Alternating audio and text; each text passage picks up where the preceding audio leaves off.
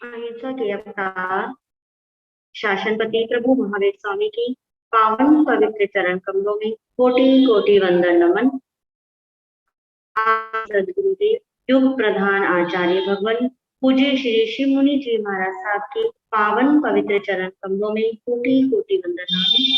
Online कक्षा के प्रणेता उपाध्याय भगवान पूज्य गुरुदेव रविंद्र मुनि जी महाराज साहब के पावन पवित्र चरण कोटि कोटि वंदन नमन। हम सबको आगम पाचन देने वाले उपाध्याय भगवान आगम ज्ञाता आगम पुरुष पूज्य गुरुदेव जितेंद्र मुनि जी महाराज साहब की पावन पवित्र चरण कमलों में मेरा बार बार वंदना बस साता पीछा। हम सब के अनंत पुण्यों से हम उपाध्याय भगवान पूज्य गुरुदेव श्री जितेंद्र मुनि जी महाराज साहब के पावन मुखारविंद से आगम ज्ञान ले रहे हैं। आज गुरुदेव को वंदना करने का जो लाभ ले रहे हैं, उत्तर भारत के परिवर्तनीय श्रमणी सूर्या डॉक्टर पुरानी श्री सरिता जी महाराज साहब की शिष्या महासाध्वी सेवा भावी श्री श्रेया जी महाराज साहब आदि। देखो तो आयाहिनां प्याहिनां कारेमि वन्दामि नमस्सामि सकारेमि सम्मानेमि कल्याणं मङ्गलं देव्यां श्रेयां पचासामि देखो तो आयाहिनां प्याहिनां कारेमि वन्दामि नमस्सामि सकारेमि सम्मानेमि कल्याणं मङ्गलं देव्यां श्रेयां पचासामि वन्दामि देखो तो आयाहिनां प्याहिनां कारेमि वन्दामि नमस्सामि सकारेमि सम्मानेमि कल्याणं मङ्गलं देव्यां श्रेयं पचासामि मतेन वन्दामि। सुख साता जी आप सबको कृपा गुरुदेव सुख साता।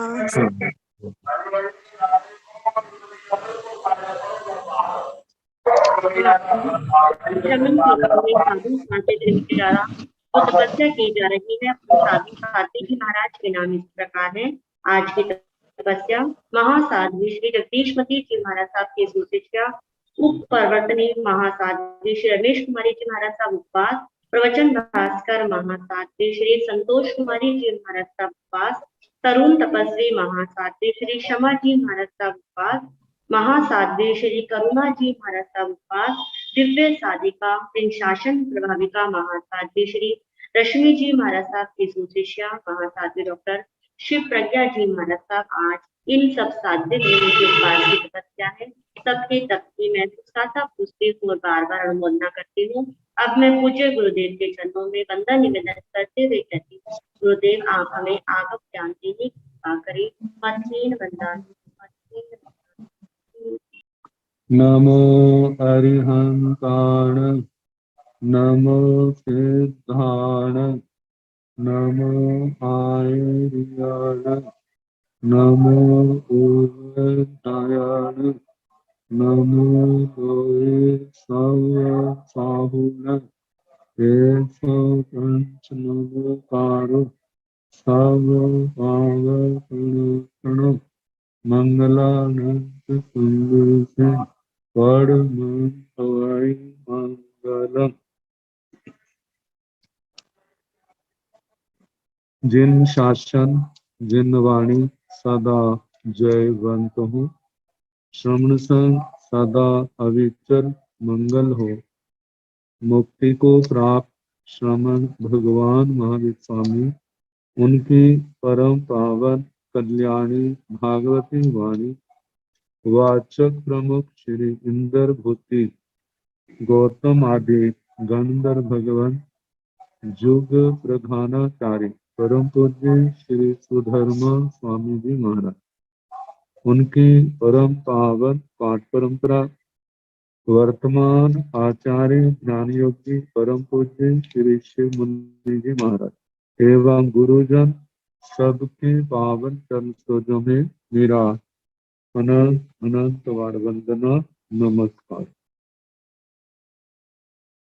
आगम परिषद में विराजमान वरिष्ठ मुनिराज, अन्य मुनिवृंद, परम आदरणीय भगवती स्वरूपा महसाधना जी, श्री आचार्य सूत्र की वाचना चल रही है जो समाप्ति की ओर है। दूसरा स्कंद सुनाया जा रहा है और उसका 15वां अध्याय भावना, भगवान के द्वारा दिया गया उपदेश, 5 महाव्रत और उनकी 25 भावना। कल 5वां महाव्रत और उसकी भावनाएं सुनाना प्रारंभ की थी। एक भावना सुना दी थी, 4 भावनाएं शेष हैं। तो अहावरा दुच्चा भावना, चक्षुओ जीवो मुनुन्ना मुनुन्नाई रूवाई पासाई, मुनुन्ना मुनुन्ने हिं रूवे हिं सज्जमाणे, जाव विनि भाय मावज्जमाणे, संति भेया जाव भंसी जा, नो सक्का रूव मदट्ठु रूव मदट्ठुम चक्षु विषय मागयम, राग दोषाउ जे तत्थ ते भिक्षु परिवज्जय, चक्षुओ जीवो मुनुन्ना मुनुन्नाई रूवाई पासाइति दुच्चा भावना। आहावरा, इसके बाद दुच्चा भावना, दूसरी भावना। चक्षुओ जीवो मुनुन्ना मुनुन्नाई रूवाई पासाई, चक्षुओ चक्षु से, आंखों से, जीवो जीव मुनुन्ना मुनुन्नाई मनोज्ञ और अमनोज्ञ, रूवाई पासे, रूपों को देखता है, रूप वाले पदार्थों को देखता है। जो देखता है उनमें कुछ अच्छे होते हैं, कुछ अच्छे नहीं होते। जो अच्छे हैं उनको मनोज्ञ कहा है, जो अच्छे नहीं लगते उनके लिए अमनोज्ञ शब्द का प्रयोग किया है। मुनुन्ना मुनुन्ने ही रूवे ही सज्ज माणे, जाव बिनि भायम आवज्ज माणे। जब आत्मा के सामने मनोज्ञ और अमनोज्ञ रूप आते तो जो मनोज्ञ है उनके प्रति आसक्त होता है, अनुरक्त होता है, गृद्ध होता है, मुग्ध होता है और उसी का ध्यान रखता है। और जो अमनोज्ञ रूप है उनके प्रति घृणा, नफरत, द्वेष ऐसे भाव रहते हैं। एक और राग है और दूसरी ओर द्वेष है। तो इससे क्या होता है? बीणी घायम आवज्ज माणे, बीणी घात, व्याघात, आरत रुद्र ध्यान, इस भाव को प्राप्त होता है। संति भैया, संति विभंगा, केवली पुनत्ता धम्माओ भंसीजा।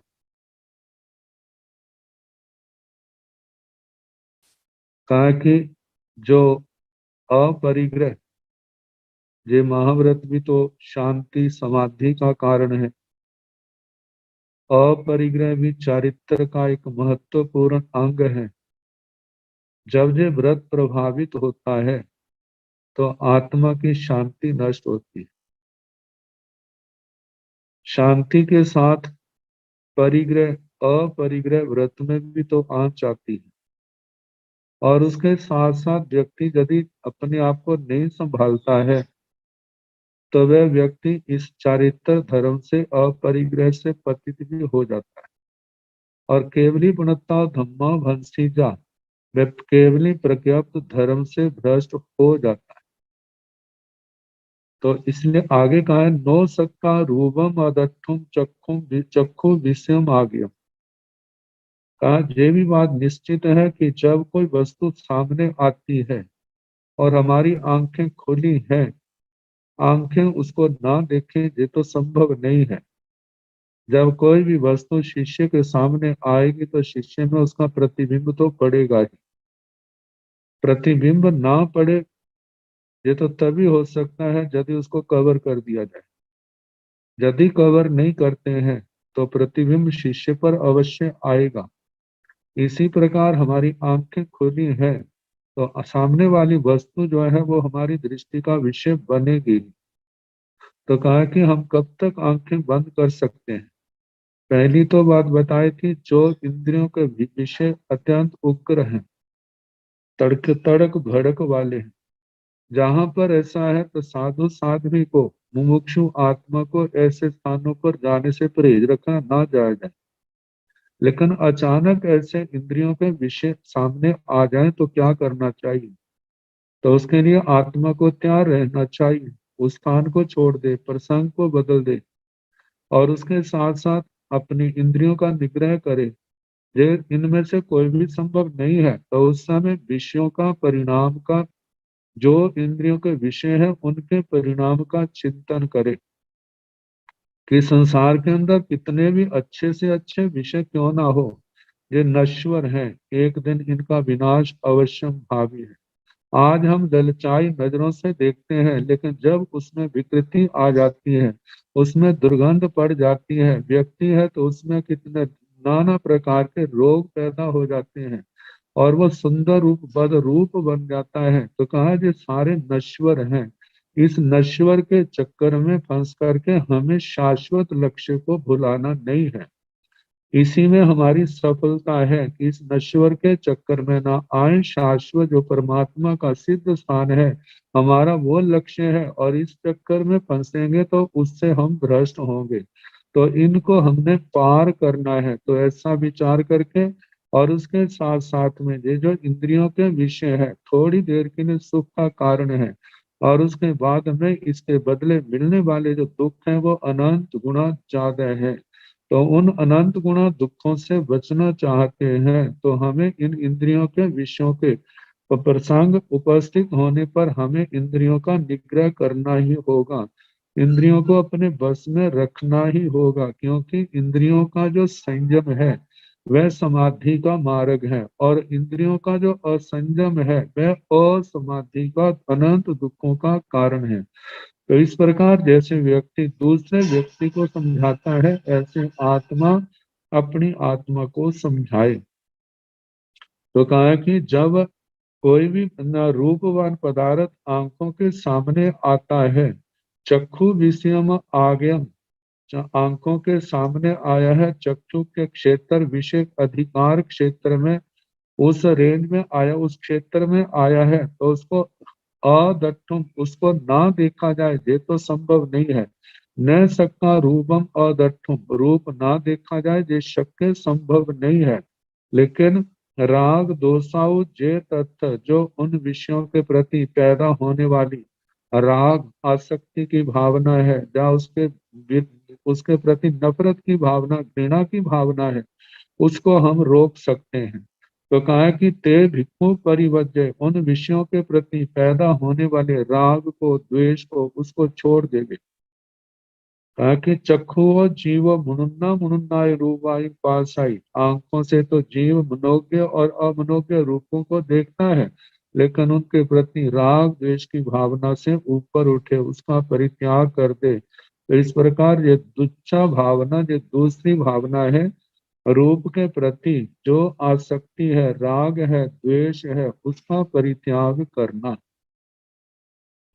अब तीसरी भावना, आहावरा तच्छा भावना, घाण जीवे मुनुन्ना मुनुन्नाई गंधाई अघायई, मुनुन्ना मुनुन्ने ही गंधे ही नो सज्जीजा, नो रज्जीजा, नो बिनि घायम आवज्जीजा केवली भूया, मुनुन्ना मुनुन्ने ही गंधे ही सज्ज माने जा बिनि घायम आवज्ज माने संति भेया जाव भंसी जा, न सक्का गंधम अघाव नासा विषय मागे, राग दोषाउ जे तथ ते भिक्खु परिवज्जय, घाणो जीवे मुनुन्ना मुनुन्नाई गंधाई अघायई।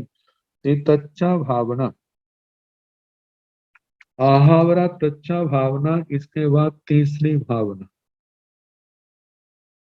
खाणो जीवो मुनुन्ना मुनुन्नाई गंधाई अघाई। घाण और घ्राण इंद्रिय से, जीवे जीव, मुनुन्ना मुनुन्नाई मनोज्ञ और अमनोज्ञ, गंधाई गंध, गंध को अघायाई सूंघता है, अपनी नासिका का विषय बनाता है। मतलब जो मनोज्ञ अमनोज्ञ विषय हैं, सुगंध दुर्गंध वाले, जब नासिका के साथ उनका उन पुद्गलों का संपर्क होता है तो नासिका उनको ग्रहण करती ही है। कहा कि मुनुन्ना मुनुन्ने ही गंधे नो सज्जीजा, लेकिन ये आत्मा, ये निर्ग्रंथ निर्ग्रंथी साधु साध्वी, मनोज्ञ और अमनोज्ञ जो गंध वाले पदार्थ हैं, उनके प्रति नो सज्जीजा, उनमें आसक्त ना हो, नो रज्जीजा, उनमें अनुरक्त ना हो, नो गिच्छे जा, उनके प्रति गृद्ध ना हो, नो मुज्झी जा, उनमें मुग्ध ना हो, नो अज्जू बज्जी जा, उनमें अत्यंत आसक्त, उसी की ओर ध्यान लगाए रखना, ऐसा ना करे। कहा कि नो बिणी घायम आवज्जी जा, व्याघात को प्राप्त ना हो, विनाश को प्राप्त ना हो, क्योंकि ये राग द्वेष के परिणाम आत्मा को चरित्र के परिणामों से गिराने वाले होते हैं, चारित्र को दूषित करने वाले होते हैं, चारित्र को नष्ट करने वाले होते हैं। तो कहा केवली भूया, केवली भगवान कहते हैं मुनुन्ना मुनुन्ने ही गंधे ही सज्ज माने, जो बिणी घायम आवज्ज माने, केवली भगवान कहते हैं जे मनोज्ञ और अमनोज्ञ जो गंध है, सुगंध दुर्गंध, इनमें आसक्त होता हुआ, इनमें अनुरक्त होता हुआ, इनमें गृध होता हुआ, इनमें मुग्ध होता हुआ, इसी का ध्यान करता हुआ साध जो आत्मा है, वह बिणी घायम आवज्य माने, वह व्याघात को प्राप्त होता है। संति भेया, संति विभंगा, संति केवली प्रणताओ धम्माओ भंसीजा, संति भेया, कहा कि जो इन घ्राण इंद्रिय के विषय में आसक्त होता है, जहाँ घृणा करता है, उसका चारित्र शांति रूप जो धर्म है, शांति रूप जो अपरिग्रह व्रत है, उससे भेद होता है, वो उससे अलग होगा। संति विभंगा, यदि आत्मा नहीं संभलता है तो उसका जो व्रत अपरिग्रह व्रत टूट जाएगा।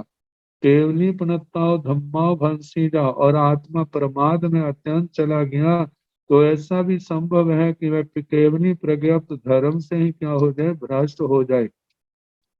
क्योंकि जब कीचड़ में दलदल में धंसता जाता है, फिर आने वाले समय में लोग भी उससे प्रश्न करते हैं तो उनसे ऊब करके वह गलत मार्ग की अपनी श्रद्धा को बदल लेता है। जो करता है उसी को समय की दुहाई देते हो, उसी को ठीक समझने लग जाता है। तो कहा जाता है जिस समय जो अपने ही दोषों के ऊपर पर्दा डालने लग जाता है तो इसका मतलब अब उसके अंदर सम्यक तो कहाँ रहा, क्योंकि सम्यक तो अवस्था कम से कम इतना तो है, वो दोष को दोष समझता है, गुण को गुण समझता है, गुणों वालों की अनुमोदना करता है, दोषों वालों से वो नफरत करता है। तो कहा कि जिस समय अपने ही दोषों को वो गुण समझने लग पड़ा है, उसी का मंडन करने लग पड़ा है, तो फिर उसके अंदर सम्यक तो कहाँ से रहा, मिथ्यात्व में चला गया।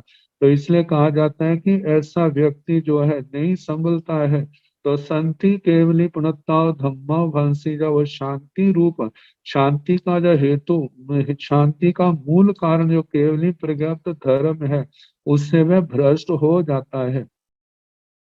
तो कहा कि न सकता गंधम अघाव नासा विषयम आगे राग दोषाव जे तत्व से भिक्खु परिवज्जय। कहा कि जिस समय नासिका खुली है तो इंद्रियों के विषय, ना घ्राण इंद्रिय का विषय भी चारों ओर है, कहीं सुगंध का वातावरण आ जाता है, कहीं दुर्गंध का वातावरण आ जाता है। तो कहा जाता है जब अत्यंत दुर्गंध आ जाती है तो उस समय आत्मा तो प्रभावित होती है, जब सुगंध आती है तो उस समय प्रभावित होती है। वो गंध तो इंद्रियों के ऊपर प्रभाव डालती है, लेकिन आत्मा को उससे प्रभावित नहीं होना, इस बात का ध्यान रखना। तो कहा कि जो नासिका के विषय क्षेत्र में गंध आई है उसको ना सूंघा जाए, वो घ्राणेन्द्रिय का विषय ना बने, ऐसा संभव नहीं है। लेकिन उसके प्रति राग दोषाओ जे तत्थ, जो वहां पर राग और द्वेष है, कहा कि उन ते भिक्षु परिवर्य, भिक्षु जो है उनको छोड़ देवे। घान आओ जीवो मुनुन्ना मुनुन्नाई गंधाई अघायाई की तच्छा भावना। घानाओ घ्राण इंद्रिय से जीवो जीव मुनुन्ना मुनुन्नाई मनोज्ञ अमनोज्ञ गंधों को सूंघता है, ग्रहण करता है, ये तीसरी भावना है। तो कहा तीसरी भावना के अंदर जैसे जो कहा कि जो भी भावनाएं चल रही हैं कि इन इंद्रियों के विषयों के ग्रहण होने पर जो उनके प्रति राग और द्वेष की भावना पैदा होती है, उसका निराकरण करे, उसको दूर करे अपने ज्ञान के द्वारा, अपने वैराग्य भावना के द्वारा, अपनी समझ के द्वारा स्वयं आत्मा उसका निराकरण करे। इसके बाद चौथी भावना आहावरा, चौथा भावना जीव भाव जीवो मुनुन्ना मुनुन्नाई रसाई असाये मुनुन्ना मुनुन्ने रसे नो सज्जीगा नाजाब पीणी घायम आवज्जीगा केवली भूया निगंतेन मुनुन्ना मुनुन्ने रसे सज्जमाने जाव जीहा विषयमात्म जाव बीणी घायम आवज्जमाने संति भेया जाब भंसी जा न सका रसम असाऊ जीवा जीहा विषय मागयं राग दोषाऊ जे तत्व ते भिक्खु परिवज्जय जीहाओ जीव मुनुन्ना मुनुन्नाई रसाई असाई की चौथा भावना। आहावरा चौथा भावना। इसके बाद चौथी भावना चतुर्थ भावना जीवाओ जीवो मुनुन्ना मुनुन्नाई रसाई असाई जीवा से जीव जो है मनोज्ञ और अमनोज्ञ रसों का आस्वादन लेता है, ग्रहण करता है, जीवा का विषय बनते हैं।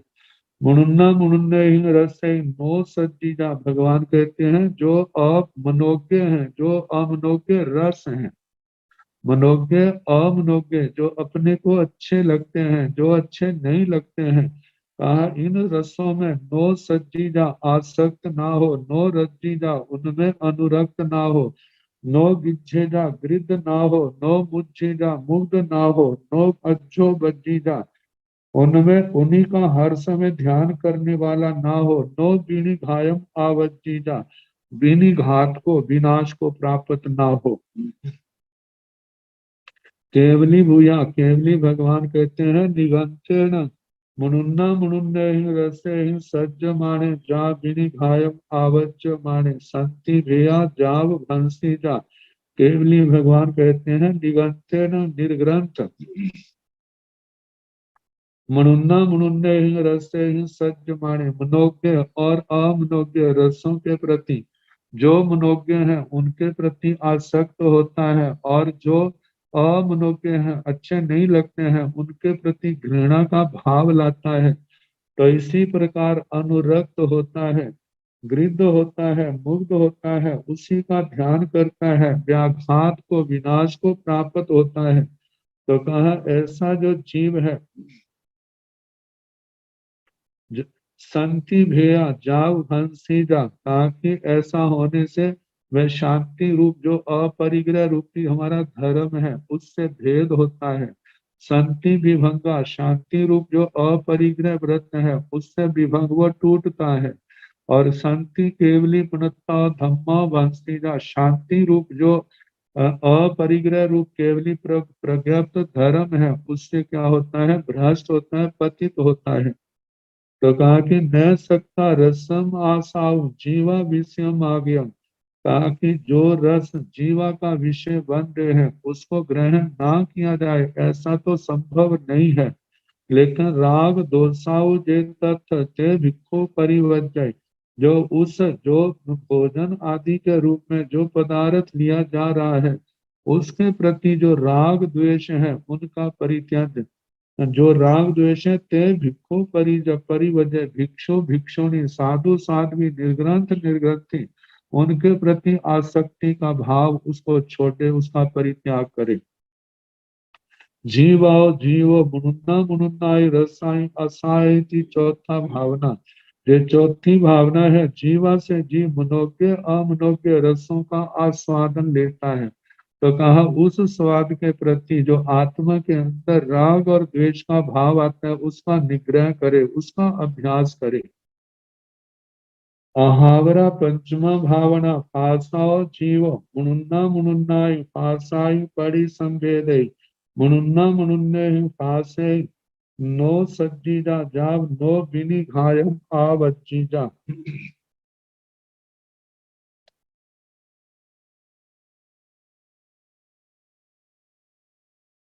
केवली भूया के निगंतेन मुनुन्ना मुनुन्ने पासे सज्जमाने जा बिनी घायम आवज्जमाने संति भेया संति विभंगा संति केवली पुनत्ताओ धम्माओ भंसीजा न सक्का फास न वे पास विषय मागे राग दोषाउ जे तत् ते भिक्खु परिवज्जाय पासाओ जीवो मुनुन्ना मुनुन्नाय पासाई परिसंवेदय पंचमा भावना।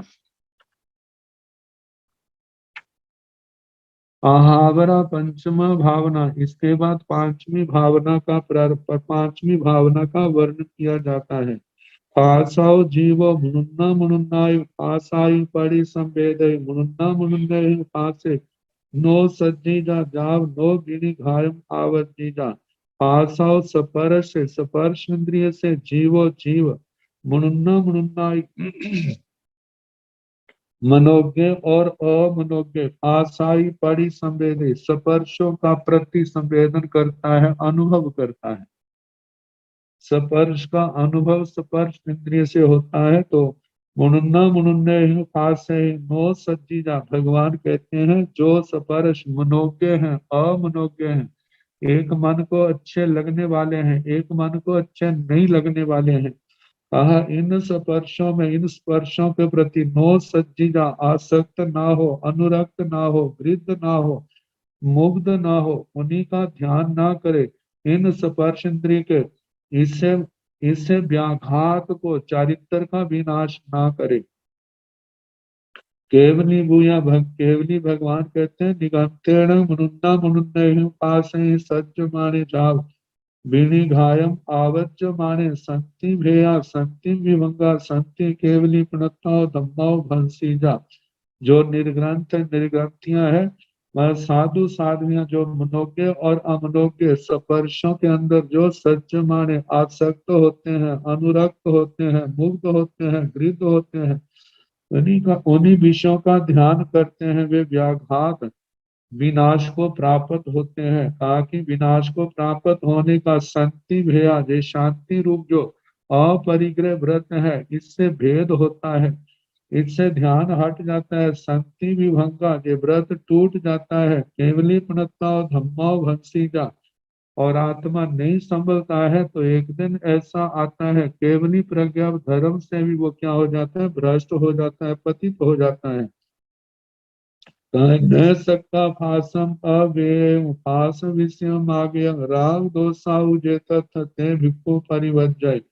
कहा जब स्पर्श इंद्रिय के विषय, जब स्पर्श जो है स्पर्श इंद्रिय का विषय बनता है तो कहा जाता है कि न सक्का फासम अव्ययम, उस स्पर्श का संवेदन ना हो ये तो संभव नहीं है, लेकिन राग दोषाउ जे तत्थ, जो वहां पर राग और द्वेष है, ते भिक्खु परिवर्जाए, भिक्षु जो है उनका परित्याग कर दे। पासाओ जीवो मुनुन्ना मुनुन्नाय पासाई परि संवेदे पंचम भावना।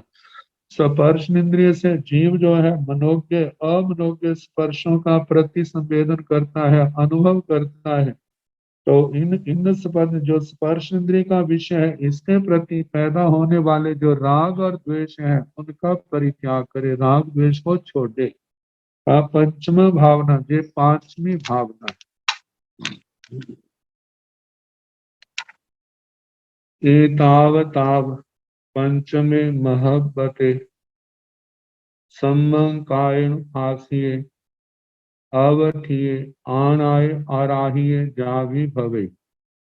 पंचमं भंते महब्बयम् इच्छेह पंच महब्बहि पण विसाहि भावनाहि संपन्ने अणगारे आहा सूयम आहा कपं आहा मग्गं सम्म कायेन आसिता पालिता तीरिता किट्टिता आनाय आराहिता जाबि भवै तिवेमि। एतावताव इस आचरण के द्वारा, इन भावनाओं के द्वारा पंच में मोहब्बत, पंच में मोहब्बत, जहां पर क्योंकि अर्धमागधी भाषा है, आदि तो प्राकृत है मगध देश में बोलने वाली, बाकी जो जैसे खिचड़ी की भाषा होती है पांचवी सौर श्रेणी मागधी, दूसरी भाषाओं के शब्द भी मिल जाते हैं।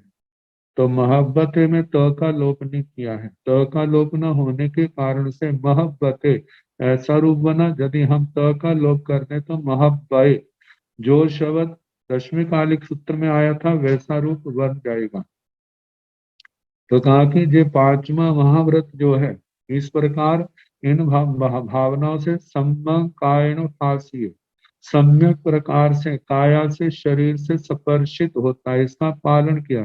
फांसी स्पर्शित होता है, पालिए पालित होता है, कीर्तिए कीर्तित होता है, मतलब उसका गुणगान करना। अवठिए इन भावनाओं का ध्यान रखा जाता है तो आत्मा जो है इस पांचम महाव्रत में स्थित होगी।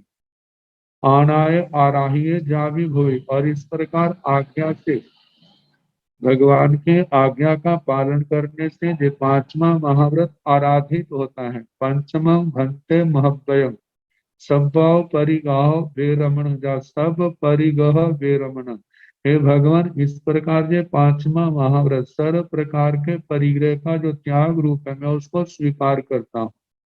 इच्छेहि महब्बहि पण विसाहि भावनाहि संपन्ने अणगारे।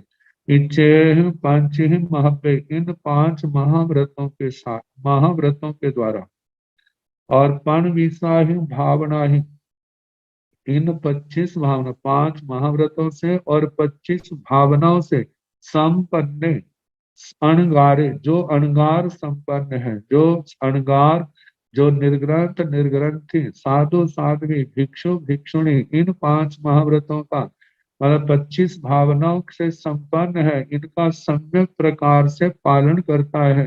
कहा कि ऐसे अणगार जो है आहा स्वयं श्रुत के अनुसार, सूत्र के अनुसार, आहा कल्पम कल्प के अनुसार, जैसा जैसी मर्यादा शास्त्रों के अंदर इनका वर्णन किया है, जहां वर्णन किया है, कहा कल्प के अनुसार, आहा मग्गम मार्ग के अनुसार, ज्ञान दर्शन चारित्र तप रूप जो मार्ग है उसके अनुसार, सम्मं कायनो फासीता, मतलब के सम्यक प्रकार से काया से शरीर से इसका पालन करके कहा पालिता, पालन करके, कहा केवल मन से नहीं, मन से भी इसका पालन करना है, वचन से भी पालन करना है, और काया से भी इन व्रतों का पालन करना है। क्योंकि जहां भी बात आती है पूर्णता तो 3 कर्म 3 योग से आती है, मन से, वचन से, काया से, इन व्रतों का पालन करना, करवाना, करते को अच्छा जानना, ऐसी भावना रखना। तो कहा इस प्रकार स्पर्श करके, पालिता पालन करके, तीरिता तीरिता उसके किनारे पहुंच करके, मतलब उसको पूर्ण करके, आगे किट्टिता उसका गुण कीर्तन करना। कहा जाता है जिस औषधि, जो औषधि गुणकारी है, जब लाभ होता है तो व्यक्ति कितने लोगों के सामने कहता है मैं इस औषधि का, इस डॉक्टर के द्वारा जब औषधि दी गई है उसका मैंने सेवन किया और मैं क्या हो गया हूँ, मेरी असाध्य बीमारी भी दूर हो गई है। कहा जो कर्मों का रोग अनादि काल से चला आया था, जो आज तक समाप्त नहीं हुआ है, जब इन व्रतों का, ये महाव्रत ऐसे हैं भगवान के द्वारा जो ज्ञान दर्शन चारित्र तप वीर्य 5 प्रकार के आचार हैं, इनका पालन करने से आत्मा की जन्म जन्म की कर्मों की बीमारी सदा के लिए टूट जाती है। तो कहा जो आज मेरे अंदर समाधि भाव है, जो मेरे कषाय शांत हुए हैं, दूर हुए हैं, विकृतियां दूर हुई हैं, तो वे सारी किसकी महिमा है।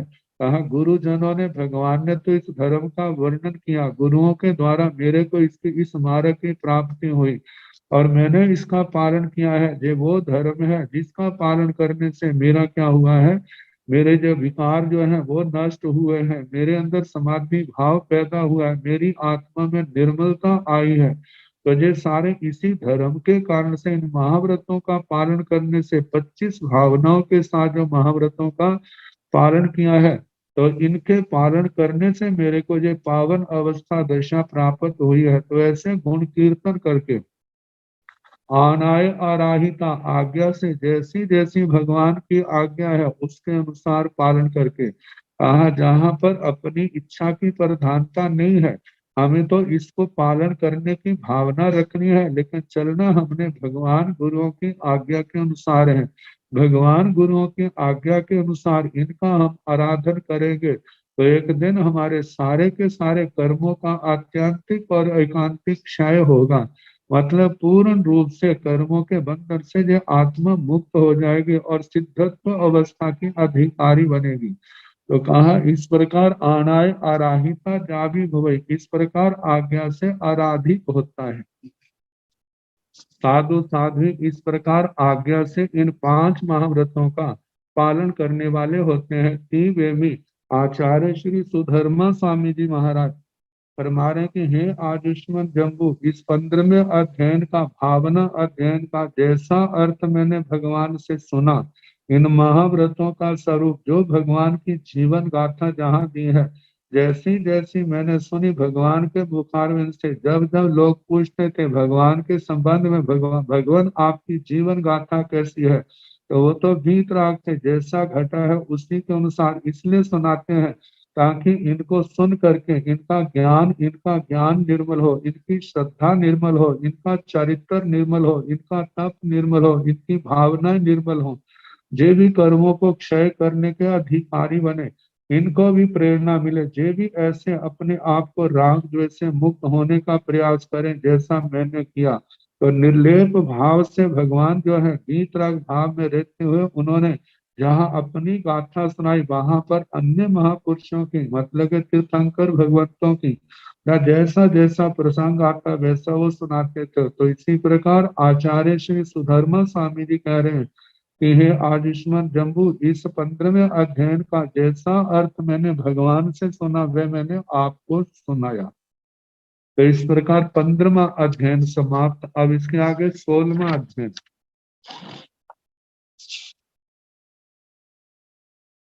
विमुक्ति,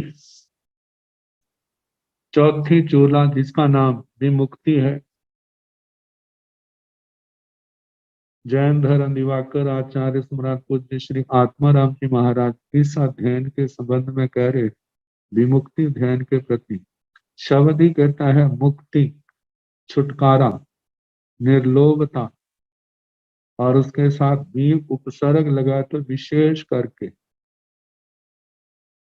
ताकि 15वें अध्ययन में 5 महाव्रत और उसकी 25 भावनाओं का उल्लेख किया गया है। अब प्रस्तुत अध्ययन में विमुक्ति मोक्ष के साधन रूप साधनों का उल्लेख किया गया। जैसे स्पष्ट है महाव्रतों की साधना कर्मों से मुक्त होने के लिए ही है। अतः इस अध्ययन में निर्जरा के साधनों का विशेष रूप से वर्णन किया गया। इस वर्णन को 5 अधिकारों में विभक्त किया गया। अनित्य अधिकार पहला, दूसरा पर्वत अधिकार, तीसरा रूप में चांदी का अधिकार, तीसरा भुजग त्वक सांप की कैंचली उसका वर्णन ये दृष्टांत रूप में दिए, जैसे अनित्य संसार की अनित्यता, पर्वत की स्थिरता, जैसे मैली चांदी का निर्मल होती है, जैसे सांप अपनी कैंचली उतार देता है पीछे मुड़ के नहीं देखता है। समुद्र अधिकार, समुद्र का वर्णन। तो कहा इस तरह समस्त साधना का उद्देश्य मुक्ति है। मुक्ति भी देश मुक्ति और सर्व मुक्ति अपेक्षा से 2 प्रकार की कही गई। सामान्य साधु से लेकर के भवस केवली पर्यंत की देश मुक्ति मानी गई। क्योंकि जितना त्याग मार्ग की ओर बढ़ता जा रहा है उतना बंधनों से मुक्त होता जा रहा है। ये देश आंशिक मुक्ति है। जैसे जैसे आगे बढ़ता जाएगा, ये आंशिक जो प्रारंभ में थी उससे आप बढ़ती जाएगी। और जिस समय अष्ट कर्म बंधनों का सर्वथा क्षय करके निर्वाण पद को प्राप्त करना कर लेगा तो उस समय सर्व मुक्ति कहलाएगी, आठों कर्मों से मुक्ति। उक्त उभय प्रकार की मुक्ति की प्राप्ति कर्म निर्जरा से होती। अतः निर्जरा के साधनों का उल्लेख करते हुए सूत्रकार कहते हैं, देखा जाए सारे अध्ययन का ये सार रूप अध्ययन है, सारे शास्त्र का जो अध्ययन जो 16वां अध्ययन है सार रूप है। जैसे दशमी कालिक सूत्र का जितना कुछ कहा है सारा 10वें अध्ययन के अंदर सारा सार रूप में कहा है।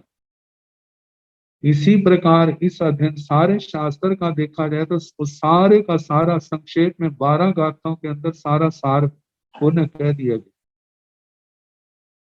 तो पहली गाथा प्रारंभ करते हैं। अनिच्च मावासमुवेन्ति जंतुनो पल्लोयाय सुच्चमीनं अनुत्तरम् व्यूस्थिरे बिन्नु अगार बंधन अभीरु आरंभ परिगहं चय अनिच्च वासमुवेन्ति जंतुनो पलोयाय सुच्चमीनं अनुत्तरम् व्यूस्थिरे बिन्नु अगार बंधन अभीरु आरंभ परिगहं चय।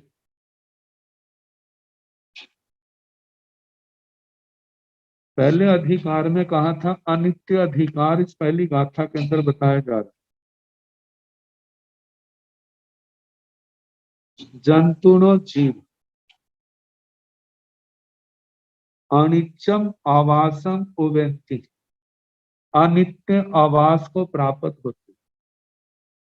जब आत्मा संसार के अंदर कभी पुण्य करता है कभी पाप करता है और उसके अनुसार इस आत्मा के भविष्य का निर्माण होता है और आत्मा कर्म के अनुसार कभी नरक गति में जाता है, कभी त्रयंच गति में जाता है, कभी मनुष्य गति में जाता है, कभी देव गति में जाता है। और नरक गति में दुखों की प्रचुरता, दुख बहुत ज्यादा है, इसलिए वहां पर किसका मन लगना है, लेकिन मजबूरी से वो सारे भोगने पड़ते हैं। कोई निकलने का रास्ता नहीं दिखाई देता। पहले रास्ता नहीं दिखाई देता, दूसरे परम धर्मी देवता जो है वो उसको आने नहीं देते हैं। तीसरा जो है कि कहाँ पर जीव है उसको स्थान का, मनुष्य लोक का कहाँ पता लगता है कि मनुष्य लोग वहां से किस दिशा में। और दूसरी बात है जो नरक में भोगने वाले कर्म है वो खत्म नहीं हुए। ये आगमों में सारा बताया जाएगा। आगे स्थानांक सूत्र में, राज प्रश्न सूत्र में 4 कारणों से नरकों से नारकी जो है आना चाहते हुए भी आ नहीं सकते, क्योंकि उन्होंने जो कर्म भोगने वो समाप्त नहीं हो रहे। ताकि नरक वहां तो मन नहीं लगता, त्रयंच गति में मूढ़ता बहुत है, वहां भी समझ नहीं है। मनुष्य गति में भी अज्ञान, कितनी अज्ञानता है। जिस सम्य ज्ञान कहाँ प्राप्त होता है हर किसी को। देखा जाए तो कितने मनुष्य हैं, लेकिन ये भगवान का धर्म कितने जीवों को प्राप्त है, कितना अंतराल और इनका अनुपात बैठ जाएगा। ताकि शास्त्रों में कहा जाता है कि मनुष्यों की संख्या तो 29 अंकों की संख्या में समाती है, लेकिन इस जिन शासन को पालने वाले कितने के जीव है। तो कहा जाता है कि ज्यादातर जीव जो है भोगों की आसक्ति के अंदर, कोई दुखों की चिंता में ग्रस्त है और कोई भोगों की आसक्ति के अंदर फंसे हुए हैं।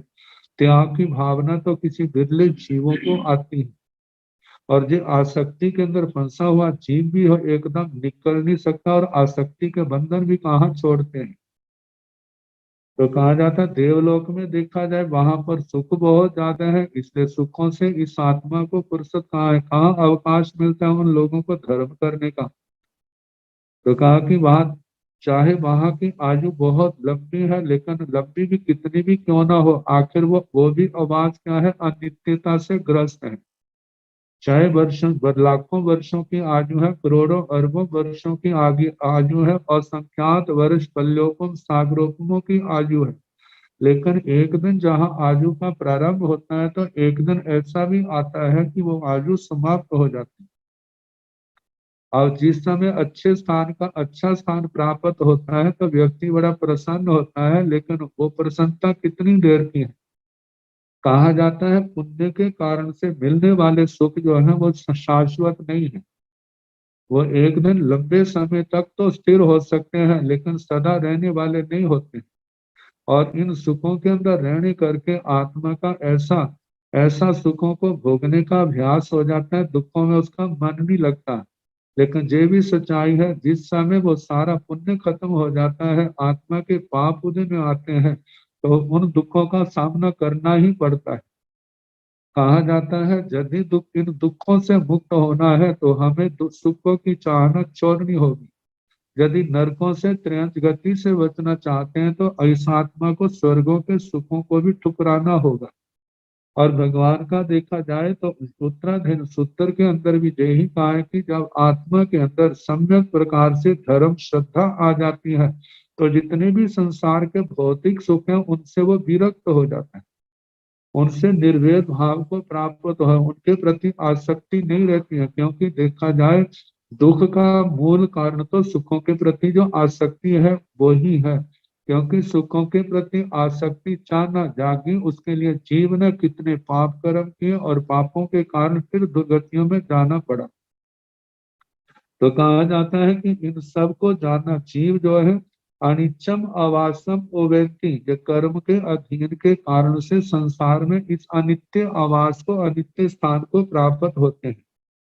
तो कहा कि पलोय सुच्चम ईणम अनुत्तरम, कहा कि ईणम अनुत्तरम, इस अनुत्तर निर्ग्रंथ धर्म को सुच्चम सुच्चम सुन करके, सुच्चम जहाँ पर म को कहा जाता है अलाक्षणिक, तो कहा है कि सुच्चम श्रुतवा सुन करके, कहा कि इस निर्ग्रंथ प्रवचन जो कि ये जिन प्रवचन निर्ग्रंथ प्रवचन जो अनुत्तर है, इससे बढ़ करके संसार के अंदर और कोई प्रवचन नहीं है। क्यों? क्योंकि इसके उपदेष्टा जो है वो सर्वज्ञ सर्वदर्शी अरिहंत परमात्मा है, वो राग द्वेष के विजेता है।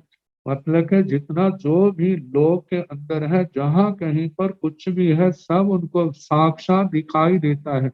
जहाँ संसार का कण कण दिखाई दे रहा है तो संसार के जीवों की अवस्थाओं का जो दुख सुखमय परिभ्रमण रूप है, उनका भी उनको हेतु जो है, उनका कारण दिखाई दे रहा है।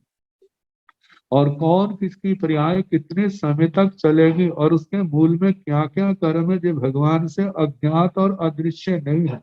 तो शास्त्रों के अंदर ये सारा बताया गया है। तो कहा इस अनुत्तर निर्ग्रंथ प्रवचन को सुन करके पल्लोय आई आत्मा जो है इस पर गंभीरता से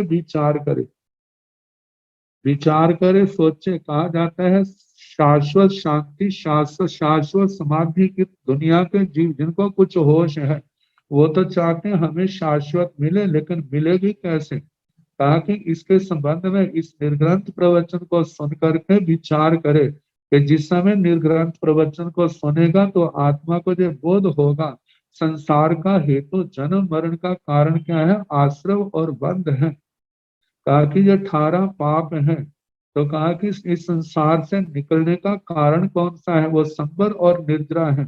संबर के होता, वैसे देखा जाए ज्ञान दर्शन चारित्र तप जो पूर्ण रूप से है, आगमों को सुन करके ज्ञान आत्मा के अंदर ज्ञान पैदा होता है। जो जीव अजीव आदि को जानना है तो उसके प्रति श्रद्धा रखे और श्रद्धा विश्वास करे, और उसके बाद जो भगवान ने हेय उपादेय और ज्ञेय कहा है कि तो जिनमें जो हेय है उनका परित्याग करे और जो उपादेय है उनको ग्रहण करे। तो इस प्रकार हेय को छोड़ने से, उपादेय को ग्रहण करने से आत्मा के अंदर संबर और निंदा की दशा आएगी। तो संयम के द्वारा पाप कर्मों का आगमन रुकेगा और तपस्या के द्वारा जो है पूर्व के बंधे हुए कर्मों की निर्जना होगी। जब ये होगा तो आत्मा जैसे जैसे बंधन, नए बंधन रुक रहे हैं और पुराने बंधन कट रहे हैं, तो आत्मा के अंदर निर्मलता आएगी। और निर्मलता ही आत्म समाधि का कारण है। कहा जाता है समाधि कोई ऐसा पदार्थ नहीं जो बाहर से आएगा, वो आत्मा के अंदर ही प्रकट होगा। क्योंकि उपद्रवों से रहित अवस्था ही क्या है, आत्मा की समाधि अवस्था है। और ये उपद्रव कर्मों के कारण से पैदा होते हैं। जब कर्म नहीं रहेंगे तो उपद्रव कहाँ से होंगे? जब उपद्रव नहीं है तो आत्मा में और समाधि कहाँ होगी? तो इसलिए कहा जाता है पलोय इन सब बातों का विचार करें। आगे कहा है व्यूसरे बिन्नु अगार बंधन। कहा कि बिन्नु, बिन्नु का मतलब विज्ञ, विज्ञ का मतलब विद्वान तत्वज्ञ, जो इन जिसने इन तत्वों को जान लिया है, संसार के स्वरूप को समझ लिया है, जीव अजीव आदि तत्वों को, द्रव्यों को, इन सबको जाना। यहाँ पर 25 और 9 तत्वों की बातें हैं, जिनको हम कह सकते हैं कि सारे शास्त्रों का सार 25 और 9 तत्वों में सार रूप में समाया हुआ है। अब इनका चिंतन करते जाएं तो सारे के सारे शास्त्र जो है हमारे सामने आ जाएंगे। तो कहा जाता है जे बिन्नु जो विज्ञ है, विद्वान है, तत्व का ज्ञाता है, कहा कि अगार बंधन करके बंधनों का, आसक्ति का व्यूसरे व्युत सृजित उसका परित्याग करे। तो कहा कि घर का बंधन, करके बंधन का मतलब ये नहीं है कि मकान, मकान के चार चार दीवारी वो घर है। यहाँ पर घर का बंधन आसक्ति है। 18 पापों जो आसक्ति किसकी है? इंद्रियों के विषयों की है। शब्द रूप गंध रस स्पर्श काम भोग, जितने भी दुनिया के सुख हैं उनकी, उनके प्रति जो आसक्त है। आत्मा ने जो भ्रम जो पाल रखा है, ये इंद्रियों के विषय मिल जाएंगे, मैं इनका सेवन करूंगा फिर मैं सुखी हो जाऊंगा। कहा कि जीव की अज्ञानता है। और ऐसा सोचना जीव का एक प्रकार से मिथ्या मिथ्या धारणा है, मिथ्यात्व है। और कहा जाता है कि मिथ्यात्व आदि सभी दोषों को पैदा करने वाली यही भावना है, जो हमारे अंदर अज्ञानता अविद्या का प्रभाव कि ये संसार के सुख मेरे को मिलेंगे और मैं सुखी हो जाऊंगा। कहा जाता है जो संसार के जीव, संसार के संसारी प्राणी इन सुखों को भोगते अनादि काल से आए हैं, लेकिन आज तक इस आत्मा की तृप्ति नहीं हुई। आचार्यों ने भगवान की वाणी का सार लेकर के ही कहा कि पल्योपम सागरोपमों तक देवता देवगति में सुख भोगते रहते हैं। वासुदेव क्या है, चक्रवर्ती क्या है, जुगलियां क्या है, अनुत्तर सुखों को भोगने वाले। कहा साधारण लोगों का तो कहना ही क्या, इतने विशिष्ट आत्माएं जो पुण्य की धनी है, सारी आयु भर सुखों को भोगते रहते हैं। तो आखिरी समय जब आता है तो उनके 2 शब्दों में मतलब कि उनका सारा निचोड़ निकाल दिया। कहा है कि वो जीव कैसे थे, अतित्ता अकामा। उनकी आत्मा इतने भोग भोगे लेकिन फिर भी उनकी आत्मा को तृप्ति नहीं हुई, और उनकी आत्मकामनाएं जो है वो दूर नहीं हुई। क्योंकि कहा जाता है संसार के सुखों को भोगने से आत्मा की तृप्ति नहीं होती। यदि तृप्ति का अनुभव करना है तो इनका परित्याग करना होगा। जितना हम परित्याग का अभ्यास करेंगे आत्मा का संतोष बढ़ेगा, और उसका मार्गदर्शन सहारा आलंबन जो है वो निर्ग्रंथ प्रवचन है। तो कहा जाता है अगार बंधन, घर का बंधन, जितने जो संसार के सुखों के प्रति काम आसक्ति है उसका परित्याग करे। जितना परित्याग करता जाएगा जो घर के बंधन हल्के पड़ते जाएंगे, टूटते जाएंगे। तो कहा कि जो विद्वान है तत्वज्ञ है करके बंधनों का परित्याग करे। अभीरु आरंभ परिगहन चाहे अभीरु। अभीरु, भीरु कहते हैं डरपोक को, डरने वाले को। अभीरु कहते हैं जो डरता नहीं है। तो जहां पर टीकाकार आचार्य भगवत कहते हैं अभीरु का मतलब जो 7 भयों को जीतने वाला है, जो 7 भयों से डरता नहीं है, जो इह लोक भय परलोक भय आदि जो 7 भय हैं उनसे घबराता नहीं है। और कहा देखा जाए तो जिसके अंदर ऐसी निर्भयता है वही आरंभ परिगहन चाहे, वही आरंभ और परिग्रह का त्याग कर सकता है। जो डर को छोड़ना, डर को दूर नहीं कर सकता, तो वो आत्मा आरंभ और परित्याग का साधु जीवन कर त्याग नहीं कर सकता, और साधु जीवन को अपने जीवन में अपना नहीं सकता। तो जहां पर कहा जा रहा है अभीरु 7 भयों को जीतने वाला जो साधक है वह आरंभ परिगहन चाहे, आरंभ और परिग्रह का परित्याग करे। क्योंकि कहा है स्थानक सूत्र के दूसरे ठाणी में आया है कि जिसने दो स्थानों को नहीं छोड़ा, जो इनको अच्छी तरह जानना नहीं, इसको छोड़ा नहीं है, वह मेरे धर्म को, भगवान कहते हैं, वो सुनने का भी अधिकारी नहीं है। क्योंकि जब सुनने भी बैठेगा तो क्या होगा, आरंभ परिग्रह सामने आएंगे और उसको वहां से उठा के ले जाएंगे। और आरंभ परिग्रह की आसक्ति को, इसको छोड़ने की भावना नहीं आई है, तो इस मार्ग पर चलता हुआ भी क्या है, जो दोष उसको अपनी ओर खींच करके ले जाएंगे, इस मार्ग से भटक जाएगा। तो इसलिए कहा जाता है यदि इस मार्ग पर चलना है तो आरंभ और परिग्रह के त्याग का अभ्यास करना ही होगा। नहीं तो इस आत्मा को संसार के दर्शन जैसे अनादिकाल से हो रहे हैं ऐसे होते रहेंगे। तो जहां पर कहा है कि संसार का वास क्या है, अनित्य है। और इस अणुत्तर जो निर्ग्रंथ धर्म है, इसको सुन करके विचार करे क्या कि जो दुख का कारण क्या है, ये आसक्ति आदि 18 पापों का सेवन ये अनंत दुखों का कारण है। ऐसा जान करके आसक्ति आदि को, घर के बंधनों को छोड़े, और कहा कि भय का त्याग करके, भय को जीत करके निर्भयता में आकर के आरंभ परिग्रह का त्याग करे। तो इस प्रकार पहली गाथा का वर्णन हुआ। अब इसके आगे दूसरी गाथा आएगी, तो कल जैसे अवसर होगा सुनाने का प्रयास किया जाएगा।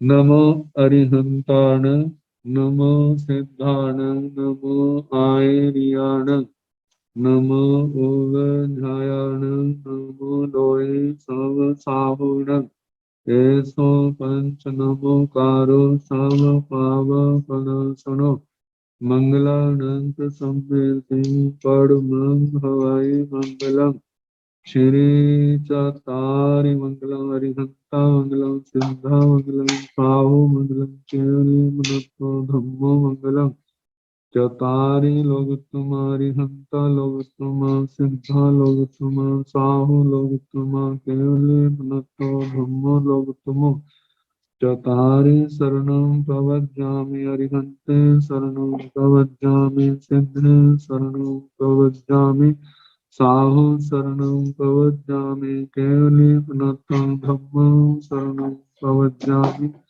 चार शरण सुख करने, दुख हरने, मंगल करने, और शरणा नहीं कोय, जो भव प्राणी आश्रय अक्षय।